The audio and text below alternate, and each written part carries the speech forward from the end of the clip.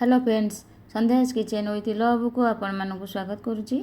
मुझे आपण मानक सहित शेयर करने को जाऊँगी पिलामानकर अति प्रिय डोरा केक। यही केक पूरा सॉफ्ट और स्पंजी हेबो, मात्र 5 मिनट रे बनिकी रेडी हेबो। डोरा केक रेसिपी देखा को वीडियो को स्किप न करी फुल वॉच करंतु। वीडियोटी भल लगे गोटे लाइक करेंगे, शेयर करेंगे, चैनल नुआ थे निश्चय सब्सक्राइब करेंगे। तेबे आसतु स्टार्ट करवा आज रेसिपी। डोरा केक करने बोल रे हाफ कप अटा हाफ कप मैदा नहीं। यही केक केवल मैदारे प्रस्तुत हुए पिलामानक जेहेतु करुचे मुझे हाफ कप अटा हाफ कप मैदा नहीं। जदि मैदा ने तेबे गोटे कप ने।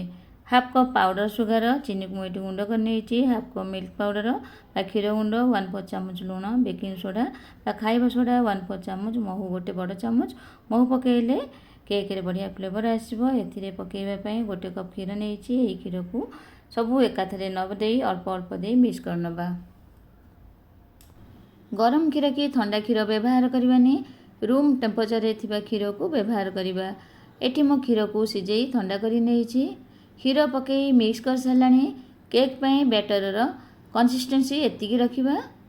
मिक्स कर सारापर एथिरे 2 चामच रिफाइन तेल पकई नहीं भल भाव मिक्स कर नवा। तेल ये ऑप्शनल, किंतु तेल न पकईले केक सुखा सुखा लगे। गोटे कप क्षीर रु 4 चामच क्षीर बढ़ला। केक पई बैटर प्रस्तुत हो गला। एबे केक करवा। केक करने गैस रे तावा बसई गरम कर नहीं। लो फ्लेम रे तावारे अल्प तेल लगे नौची। तेल लगे टिश्यू पेपर पोछि नवा। बैटर रु गोटे डंकी आनी तावार मझिरे गोटे जगह यहीपरि रखिनेबा। फल बैटर चारिआडे समान भाव में स्प्रेड हेबो। केक सब गोटे साइज रे हेबा पई चामच डंकी जेकोसी जगह सेट करनेबे।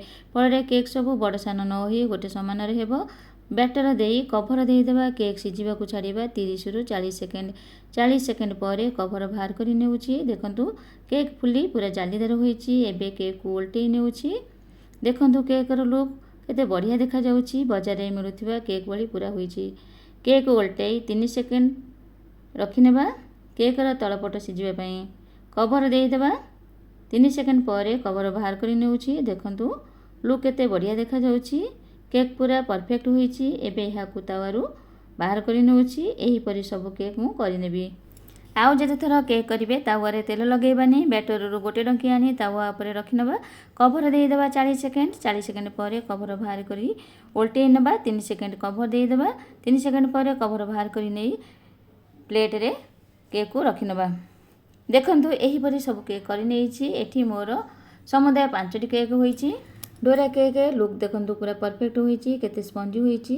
एबे गोटे केक नहीं चॉकलेट सिरप लगे नहीं तापर आ गोटे केक को रखि नउछि। देखंतु एबे प्रस्तुत हो गला पिलामानकर अति प्रिय डोरा केक। बाजार रे मिलुथिबा दामी डोरा केक एबे घरे कम खर्चरे बनिबो। घरे थिबा मात्र 4टी सामग्री रे।